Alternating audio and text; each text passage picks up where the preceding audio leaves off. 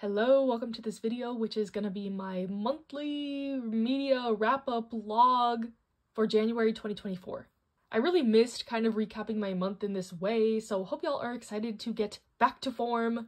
I can't make any promises for the future of this year, but I'm gonna try to get back to kind of this consistent format. If you're new to these types of videos from me, I'm just gonna recap all the manga I read, books I read, and anything else I feel like including. There will be timestamps to separate if you're only here for one thing. But yeah, we'll start with the manga. It's about the middle of January, so I'll recap some stuff now since it's more fresh in my mind.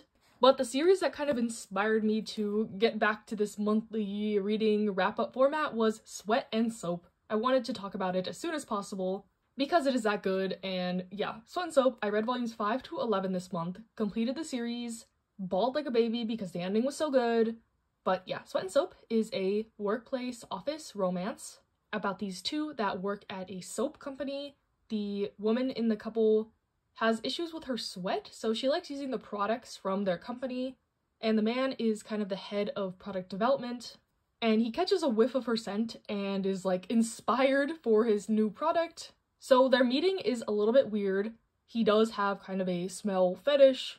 The first volume is a little bit rough to get through. I've heard that it was intended as a one-shot, but the author got such good reception that they expanded it into a series. So once you get past that first volume, it's all uphill from there. This series is, like many people have said before, the epitome of adult romance, healthy communication, realistic issues and problems. You see these two kind of in the trajectory of their whole relationship. Kind of spoilery obvious what happens in the end. But you see them from like getting together, the dating stage, later in their relationship, moving in together, meeting families, balancing work and relationships, and also personal growth within themselves. The main character, she is very meek and had issues with bullying in the past, and she has this complex about her sweat, and seeing her kind of come to love herself and what she thinks are her major flaws through this relationship and like her relationships with her coworkers and her family. It's just chef's kiss, so great. I fell in love with these characters and I would read more and more about them like if this ever continued, but it's very satisfying. Highly recommend if you want an adult romance series. There is some spice right off the bat too. It's like somewhat censored, so if you're not into that at all, I guess I would stay away from this. The rating is older teen, but yeah, I am just so glad I finally got into the series. I got over my preconceived notions about this being this weird smell fetish manga. But yeah, while that aspect is prevalent, you come to accept it as kind of like a quirk of their relationship, in my opinion. And yeah, I'm so glad that I got into the series. I read most of it on the K manga app, but if you saw my like digital reading vlog, after reading volume 3, I went out and bought the whole series because I was hooked from then on. And yeah, Sweat and Soap, great way to start out the year for me. And I also finished one other series in this first half of the month, which was Lovesick Ellie. I read this all on the K manga app. I think this month specifically it was volumes like 7 through 12, so I was in the latter half of the series. But Lovesick Ellie is about this high school girl, and she has this Twitter account called Lovesick Ellie, where she kind of just writes her romantic fantasies for the world to see. Her followers see it as kind of like a joke parody account. And in particular, most of her fantasies writings are about the most like popular guy in school. But when he finds out about this account that she has, it kind of just makes him more intrigued about her. And they start this relationship that is pretty clumsy, it's funny. That's the best thing this manga has going for it. The humor is top notch. It's advertised as the main character being really pervy in her like fantasies and delusions. And honestly, I think she just acts like a normal teenage girl. It's nothing crazy, super X-rated that she's writing, but I haven't seen like a character this overtly curious, I guess, about sex and relationships and stuff like that, so it's kind of refreshing in that aspect. But overall, I thought the series was okay. Like, it has its good moments, its cute moments, its funny moments, but it was nothing amazing, nothing like to write home about. I don't plan to buy this for my own physical collection, even though I had a fun time reading it. There's a little bit of drama, a little bit of back and forth, a little bit of, you know, second male lead type stuff, all the tropes, but like I said, what it did have going for it was this humor aspect. So yeah, if you want a funny shoujo manga, I would recommend this, but it's not one of my new favorites. Okay, hello, it is like the third weekend in January, so I'll recap a couple more things that I've read. literally finished this volume minutes ago, but I read volume 2 of Delinquent Daddy and Tender Teacher, and this continues to be such a great kind of family-based romance. As I've said time and time again, I am a sucker for any story with kids involved, and this one is about a single father and his son's elementary school teacher kind of in a relationship. In this second volume, they're like already dating and kind of navigating this whole family dynamic. I think they have some really nice conversations about kind of integrating the teacher into their lives. Is he overstepping? He's not replacing the mom, but it's clear that the kid also loves him, and yeah, there's a little bit of conflict around that, but I think it's nicely resolved. And yeah, this volume 2 does have quite a bit more spice than volume 1 did, and I don't read too many like spicy explicit things, but I definitely will continue this series because the story is just so cute. I love their dynamic, and yeah, it feels pretty realistic, and I like some of the conversations they're having in this. And then we have volume 8 of Imakoi, the second to last volume, which I can't believe it is that. I wonder if the series got cut short because there's no mention of like, the next volume is the last, see you in the last volume type thing at the end of this. But this volume in particular kind of had a big revelation in the main relationship. We've kind of been following some side characters for a while, but getting back to the main couple, they had their first argument. Ooh, dun dun dun.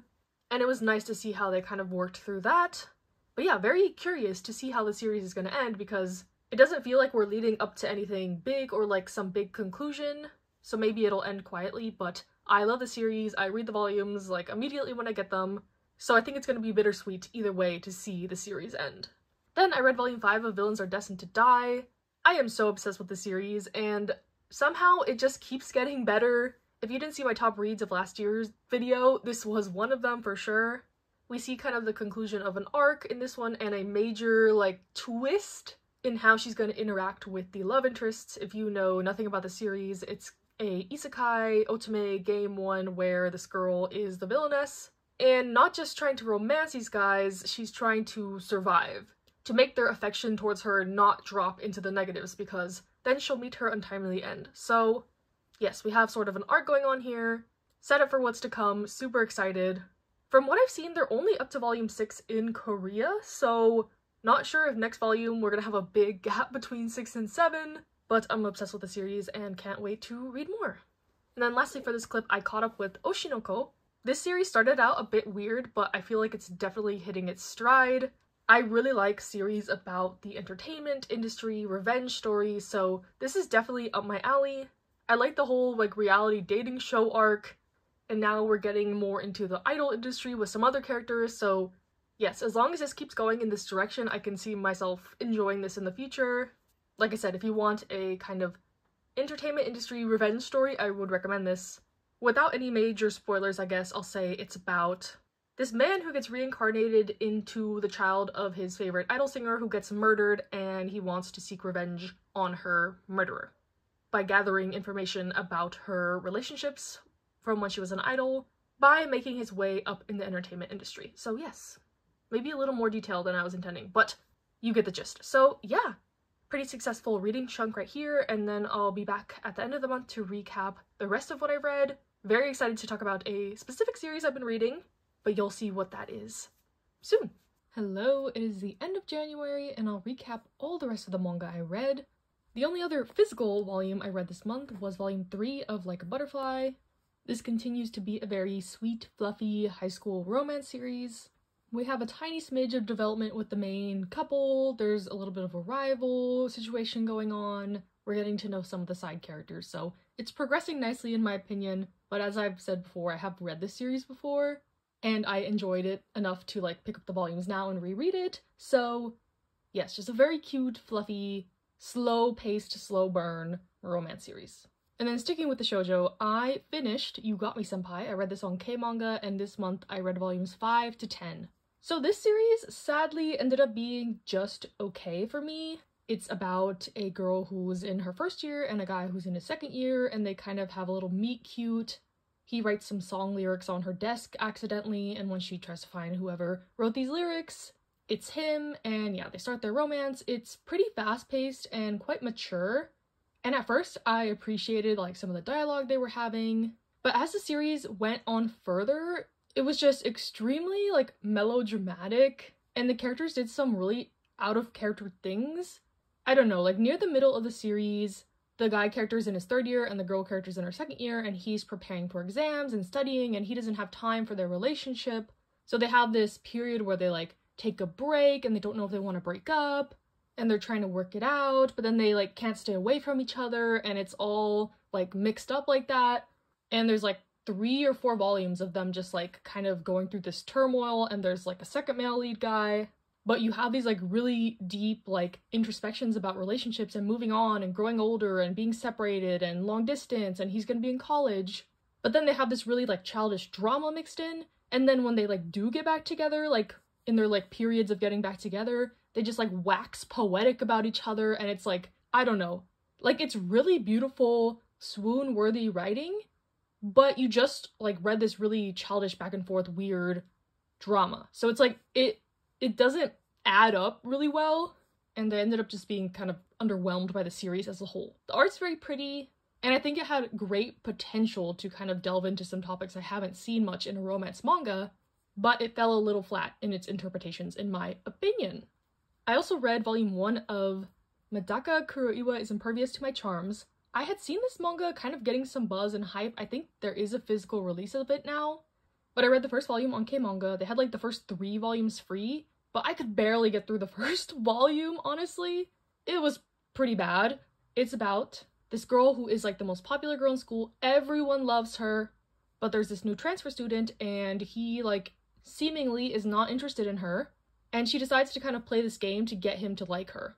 The reason he's not like reciprocating her feelings is because he's like in training to be a monk, but her advances are affecting him. Like he does think she's cute and is not like immune to her advances, but he's trying to like restrain himself because he's not supposed to like have relationships with women, or anyone for that matter. Romantically, intimately, you know. Which seems like an okay premise. Okay, she's kind of just gonna be bothering him or whatever, but the way she's trying to like seduce him pretty much is very aggressive and is sexual assault in my opinion. Like she's lifting up her shirt and harassing him daily to try to get a reaction, and yeah, just totally not my thing at all. And this year I'm trying to track like my demographics and the genres and like the tags that I read, and I saw that one of the tags for this is harem, so I'm assuming there's gonna be more girls that are gonna try to like, you know, rile him up or whatever, and I think, yeah, hard pass. So I found something better to read on K-Manga in my opinion after that, and it is The Prince's Romance Gambit. I've read up through volume 6 as of now. There's 12 volumes, so I'll be continuing this in February, but this one is like a made-for-me romance, basically. It is very Oron-esque, Boys Over Flowers type beat. Poor girl, her family suddenly gets like this wealth, and she enters this high school for the rich elite. And the prince of the school, like the most perfect person ever, like he is a master at everything, like he has world records, he has a Nobel Prize, like he's crazy perfect in this world. And he like is very drawn to this girl because she is so different than what he is used to. So yes, that's the premise. It's pretty silly, pretty fun, but they do have some like interesting communication, and she is very reluctant. She's not like falling head over heels for this lifestyle and being entranced by the riches and stuff like that. She's like, you know, Haruhi from Oron, where she's like, these rich people are ridiculous, like I can't believe they're like looked up to as the pinnacle of human being or whatever. And yeah, it's very fun, but I love like stories about rich people and like satire and their delusions and stuff like that. So this is up my alley. I may be a bit biased because this is like my favorite kind of trope genre, but it's very fun, and if you were looking for something like Oron, I would recommend this. But now we're gonna get to the main series I was reading this month, and that is Days. I read it all on K-Manga, 42 volumes. They were doing a promotion this month where they gave you like 5 free tickets a day, and I have 2 devices, so it was like 10 tickets a day plus like the normal chapters you can read. So it was like 15 chapters a day, and my library had like the first 12 volumes digitally, and yeah, so I read that, and then I read the chapters, and this has just consumed my life this month. Yeah, words cannot even describe how much I love this manga. I had watched the anime previously, and I had read up to like 10 volumes, I believe, but I just like restarted from the beginning and read it all the way through. This is a soccer manga, if you can tell by the cover. I have volume 1 in Japanese. I've had this forever.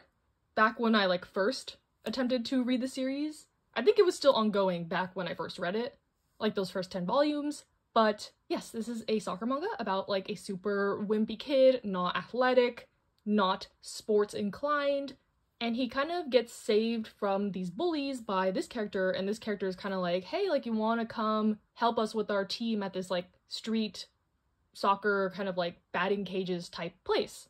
And he's like, are you sure? I've never played soccer, I suck. And the guy's like, just come, it'll be fun, whatever. And little does he know, this is the start of a like amazing friendship slash soccer sports journey.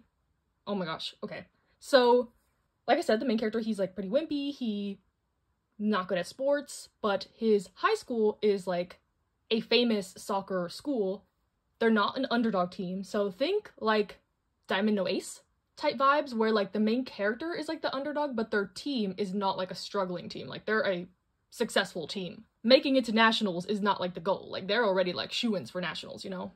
But we just have like, you know, the typical sports things. He joins a team, gets to know the team, they're playing in matches, working their way up the ranks. But what's special about this manga is it delves a lot into like the characters' backstories, which is a thing in some sports manga. But I feel like I've said this before, like sports manga can be split into categories sometimes where it's like all about the sports, action, high drama, stuff like that.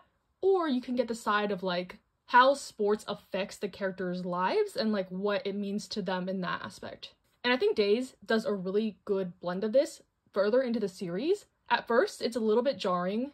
The main character, his mom is a single mom, she is in a wheelchair, and he is a bit of her caretaker. And we get all this kind of info dumped right in the beginning, and the other like kind of main character, he has some abandonment issues, and his family's really complicated.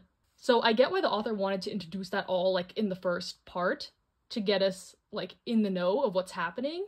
But I think this is really fleshed out well the further you go on and getting to know more of these characters and their motivations. And I think it's really beautifully explored with this main character especially. He ends up getting pretty good at soccer. He ends up on the starting lineup, which is like kind of unheard of. But he can never quite shake the feeling that he is like a burden, a hindrance. Why is he playing soccer? Like, when he could be at home helping his mom, he could be working, he could be trying harder in school to get his grades up. So he has this like internal conflict throughout the whole series, which leads to some moments that are just like, oh my gosh, I can't even describe. Like, I'm gonna choke up talking about this, and like some of y'all might not think it's that serious, but I don't know, I'm so happy I read this. There are so many sports manga out there. I have read so many sports manga. This is not the best thing I have ever read, but it hit me in ways I was not expecting. That's what I'll say. The main character has like a beautiful character arc. The friendship is top tier, especially with this character. Their teammates are really like fun and supportive, and some are not like your typical character archetypes. The team manager, she is really involved with the team, which is another aspect I don't see much of in sports manga, kind of like the support, like the coaches and the managers being like a big part, like showing their role and their dedication. So yeah, now that I'm talking about it and like spewing my guts about the series, I don't know, I like it so much. I highly recommend. It's only available digitally. Like I said, look into if your library has it, K-Manga has it, you can buy the volumes on Kindle, you can watch the anime.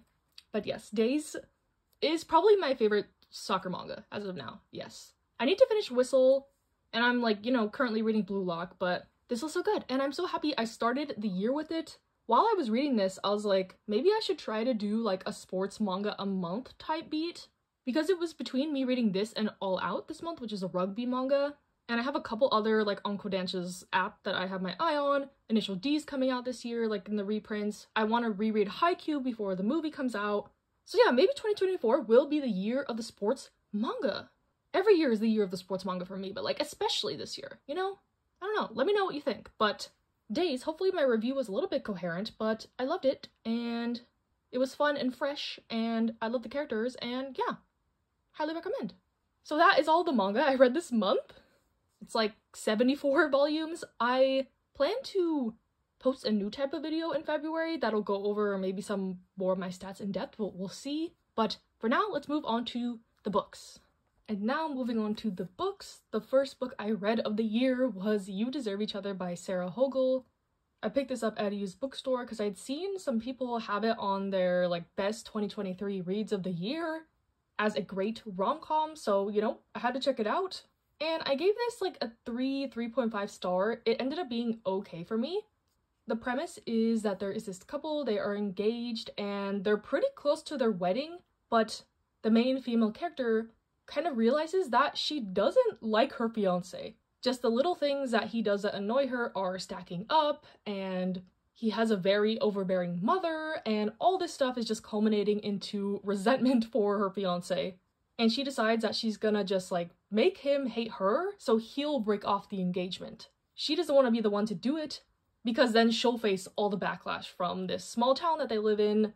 She might get some of the financial burden put back onto her, which she can't afford, so yeah. So that starts this kind of like back and forth mind games that they start playing with each other because she doesn't realize that he is also kind of fed up with this relationship.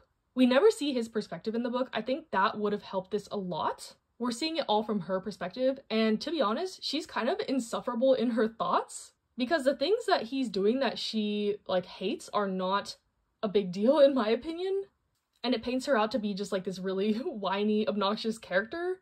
And some of the things that they do to each other to like get back at each other are pretty almost malicious. Like, did they ever like each other? That's the kind of vibe I get. And about like halfway, 75% through the story, they kind of come to these realizations and it turns into a very like cute romance suddenly. But to me, it was a little bit too late because of all this like back and forth type stuff that was going on in the beginning. So overall, I thought this book was okay. I think it would have been better if they kind of channeled this mischief and worked together sooner in the book.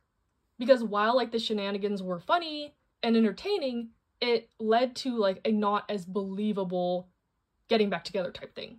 Yes, a little bit too late for me, but overall okay, and I would recommend this if you want like a good, funny, banter-heavy rom-com.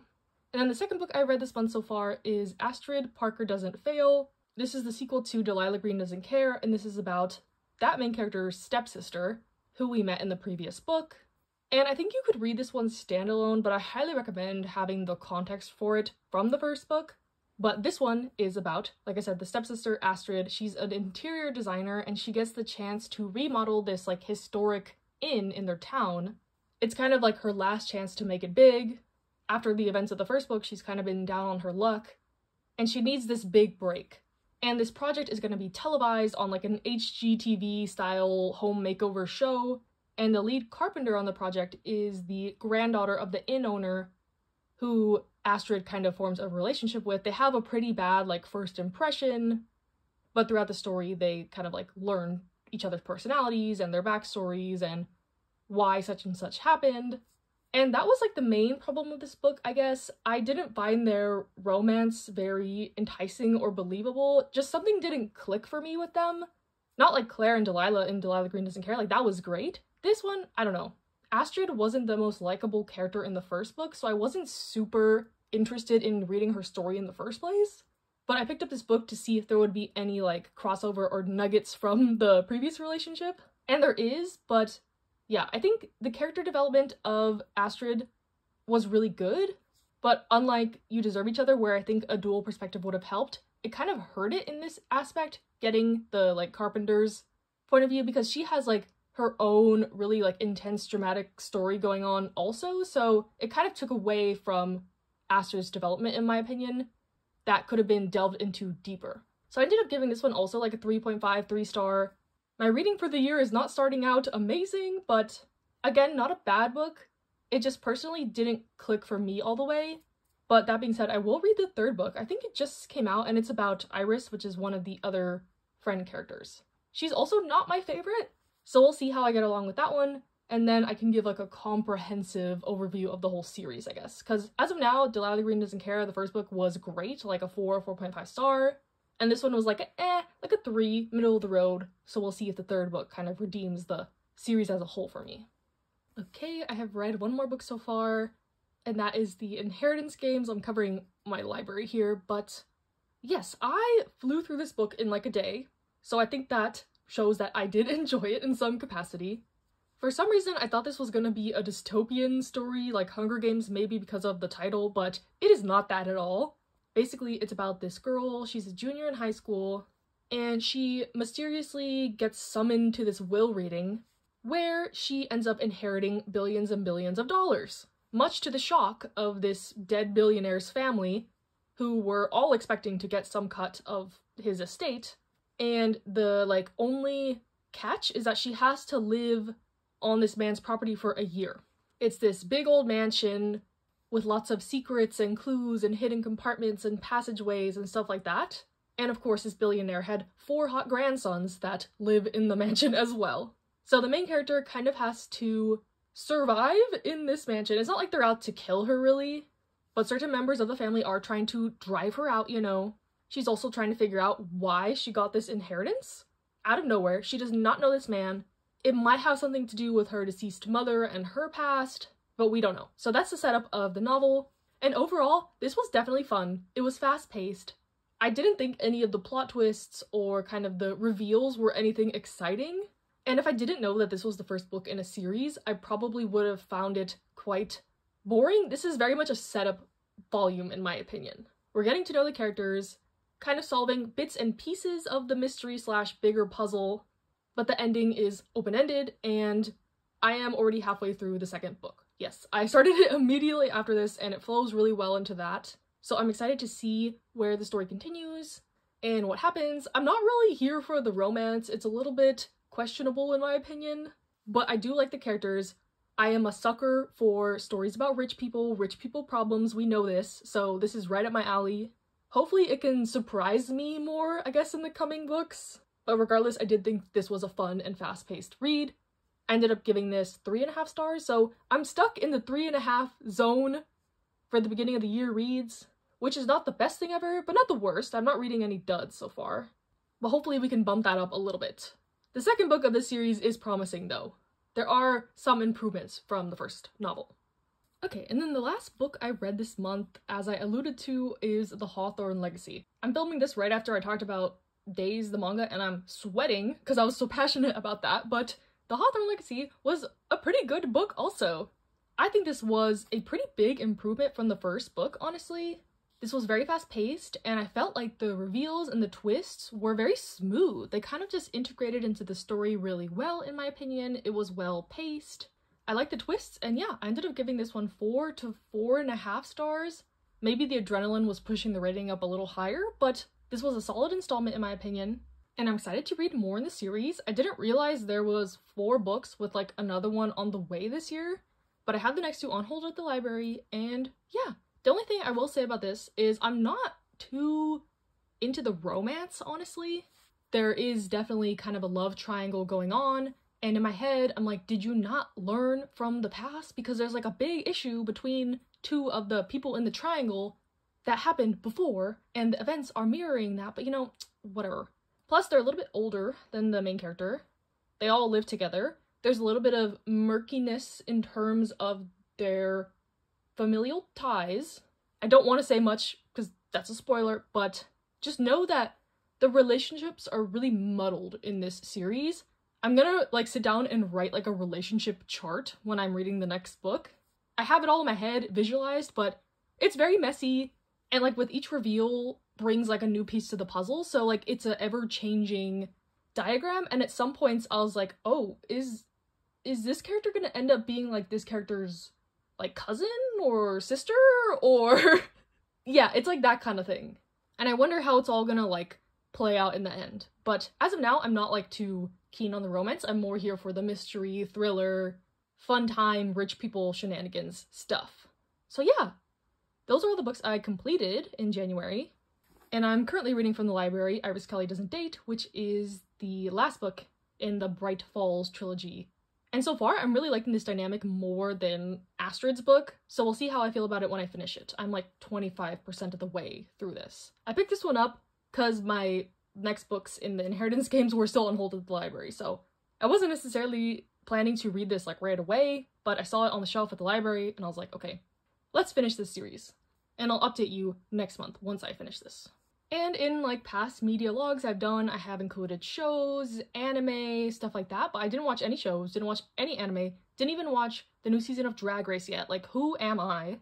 I don't know. But I did listen to a lot of music, and I know some of y'all are interested in my music tastes. I pretty much only listen to K-pop and K-R&B, so I'll shout out some comebacks I really liked, and I will link a playlist of all the songs I liked from the January releases that I listened to, which was most albums. I think I listened to like a pretty good variety of groups and soloists, but I'll particularly like to highlight Sola from WJSN. Her solo debut was really good. Only One Of's album was really good. Sistar 19, their like little 2 songs were great. We need more second gen group renaissance going on. B1A4 had a mini album. Yena's comeback was really good. Jung Se-woon's was really good. And Mix's comeback was really good. Their title tracks are hit and miss for me, but their B-sides are usually pretty good, and this album, like, as a whole, was very good in my opinion. And there's a couple others spattered out, so you'll see in my playlist if you're interested. There's lots of stuff in February I'm excited for, so yeah. Hope you enjoyed this video, trying to get back into the monthly updates, you know. Hopefully you like this format. Stay safe, stay happy, stay healthy, and I'll see you in the next one.